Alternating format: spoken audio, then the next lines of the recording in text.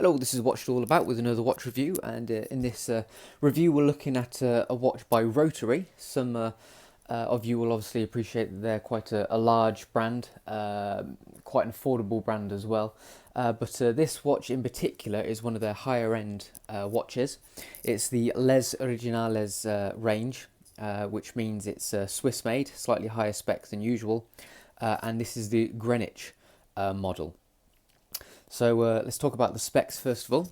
To buy it directly from Rotary, it will cost you £319. If you do a bit of searching on the internet, I think you can get it for a little bit cheaper. I think they can be had for slightly under £300. The size is 40mm in diameter by 9mm tall, with a lug-to-lug length of 47.5mm. Has a weight of 57 grams as well. Obviously, it's yellow gold plated, which you don't see too much of recently. I mean, modern watches, if they're going to be any sort of gold plated, it would be rose gold. So a little bit different here with the yellow gold. A nice thick sapphire crystal. The strap is 20mm wide at the lugs, tapering down to 18mm at the buckle. And the movement is obviously a Swiss movement because it's a Swiss-made watch, and that's a Ronda 706.3.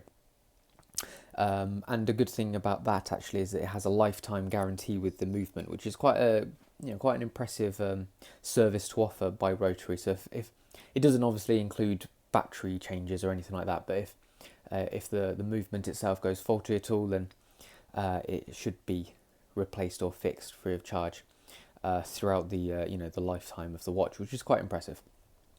So we'll have a look at it in a little bit closer detail to see if it's a good proposition at around the £300 mark. So first of all, obviously, looking at the dial, we see there's more sub-dials than usual, plus a moon phase indicator as well. For me personally, I probably think it's a little bit too busy. I think it would look a little bit classier if these sub-dials were a little bit more subtle. I think the spacing is tends to be a bit crowded as well, so it's a shame that they're not slightly spaced out and a little bit more subtle. But that's my personal preference. If we'll look into the dial a little bit closer detail, but we see that the quality of the dial and the execution is really good. We have for the most part a flat matte texture, but then if I get a little bit closer, on these sub dials we have a concentric circular pattern. We obviously have the moon phase at 6 as well, with a little pattern in this section with the logo in, and then we have yellow gold hands and hour markers to match the case, and it's all really well done. You can tell that it's a high quality timepiece by the way it's all applied, manufactured and finished and polished. It's all pretty top notch. One thing that's interesting actually, again we'll see in closer detail, is the shape of the hands. Whilst the shape is quite plain and simple and it does look to be a standard pitch, it's actually got slight ridges down the sides. Very small minor detail, but quite interesting nonetheless. The loom is fairly, it's all right, it's average, but it doesn't seem to last a particularly long time, nor does it charge particularly well, but it is definitely there. And if you come out, if you come inside from being outside during the daylight in particular, you can see it glowing. So all in all, the dial I think is very well executed. I think to my personal taste the design isn't quite on point, but still it's a very classy design, and as you can see it's very elegant as well. In terms of legibility, if I just put it on, to be able to tell the time is pretty good actually, to be honest, because of the yellow gold on the white dial. If I just get it face on like that, so legibility is good. So let's just talk about the sub dials and the movement a little bit. It's a year-long indicator, so we have months indicator here. We have our date, moon phase underneath here, and then our day indicator there. And each of these is controlled by the little buttons on the side. So we have one on this, oh no, we have two on this side, and you just push it in and it advances the relevant subdial, and there's another one there. Obviously Ronda movement, so it's going to be very sturdy, very good quality, and you're realistically a quartz Swiss movement. It's very unlikely that anything's going to go wrong with it, to be honest. So you know, it should last you a good long time. So that's the dial. Moving on to the case then. Yellow gold plated, as I mentioned before. It does seem to be very high quality plating as well. We have these little side buttons, as previously mentioned, and the whole thing is polished. We have a nice, if you look at it sideways, a nice little like bulge around the outside of the case as well, which is a nice fluid shape to it, and we have these little borders on the lugs as well, which is quite elegant as well. Unfortunately, a non-matching case back would have been nice, but I suppose the case back is going to take the most wear. So if anything was going to start showing some wear of the plating, it would be the case back. So I'll see what they've done there. It's a push goal case back as well, which is quite unusual. So it's not screw in or anything like that, or secured by screws. And the engraving on the case back is actually quite nice, quite deep as well, very nicely machined. Moving on to the crown, it's a push-pull crown, so you just pull it out like so, and it has the Rotary logo in like a black plastic fill. It was quite hard to focus on it, but we can see it. We'll see it in closer detail with the macro lens. So that's a nice little touch as well. Nice bit of quality there, because that's very, considering how you know, fine it is and minute it is. It's very nicely done. So all in all, the case is a good size, 40mm in diameter. It fits my 7¼ inch wrist, you know, pretty much perfectly. The minimal height of 9mm as well means that it's you know, it fits perfectly in a suit or in smart wear, under a cuff, under a shirt, as you can see there. And I think the slightly bulbous and curved shape to it also aids with that as well. The lugs is ever so slightly longer than average for this size, 47.5mm lug to lug length. So it is a little bit longer, but they're quite well shaped, so they should fit, you know, all wrist sizes really. So I don't think that will cause too much of an issue. Just worth mentioning also that we've got the sapphire crystal, as you would expect really, as a watch costing around £300 and Swiss made. It would be very disappointing if it didn't, so that's a good positive.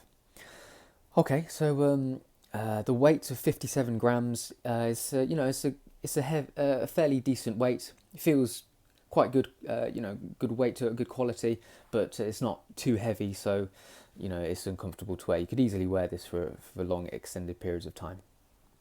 So the strap, as you can see, genuine leather. This has come on a black strap, 20mm, tapering down to 18mm, which I think is, you know, perfect, really for this size watch.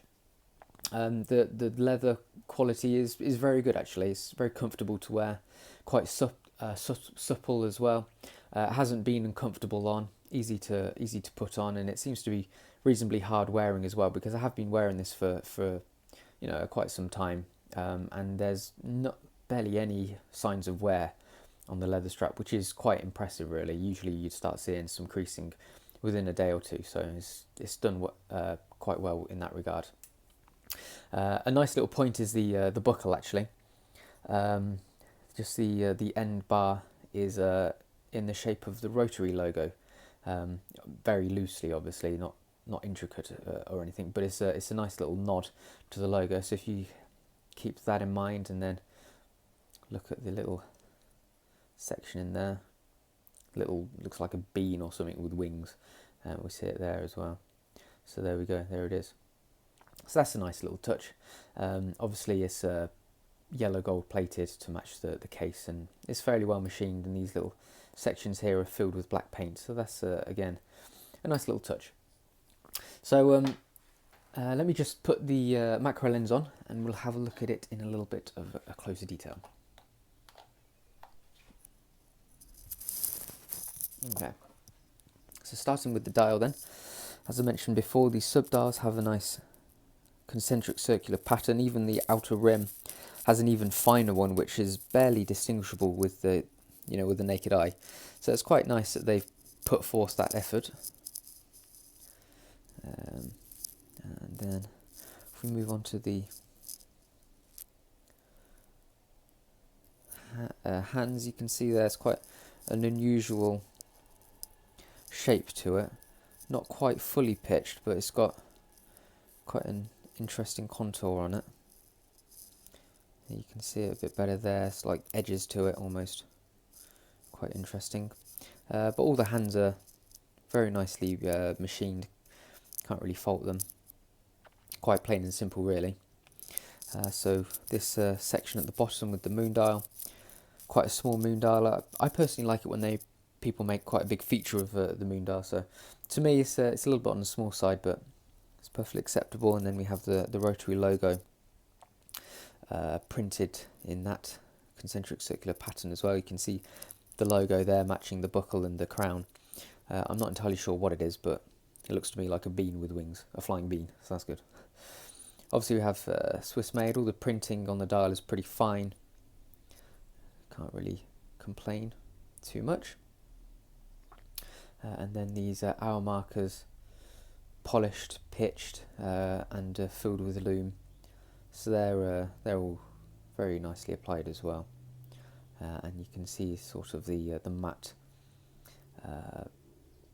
texture, matte finish to the dial in general is quite pleasant as well. So the dial is really nice to look under close detail. It's just whether you can see past the slight cramped nature of the subdials. So moving on to the case, here's the crown. You can see the logo there, again quite nice and intricate in this black end, and here's the grip. I'll just pull it out, you can see there. And then here's let me just give it a slight rub. See one of the pushers.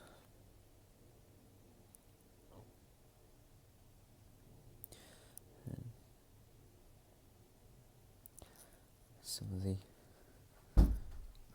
just give the side a bit of a rub down as well. You can see the side here. Obviously it's highly polished, so it's hard to really get a decent shot. But it's all really well finished. There's no marks or sharp edges or anything. It's all very well machined. Moving on to the case back. Here's the nice, thick, deep engraving of the centerpiece, which is always nice to see. It gives you, a nice feeling of high quality. And we have some details around the outer edge again, very deeply engraved. So that's good. So if we move on to the strap, see it's alligator print, stamped, sorry. And the underside we have the Rotary logo on one side and genuine leather on the other. Nice soft underside as well. And then finally we just move on to just give it a quick rub. Finally we move on to the buckle.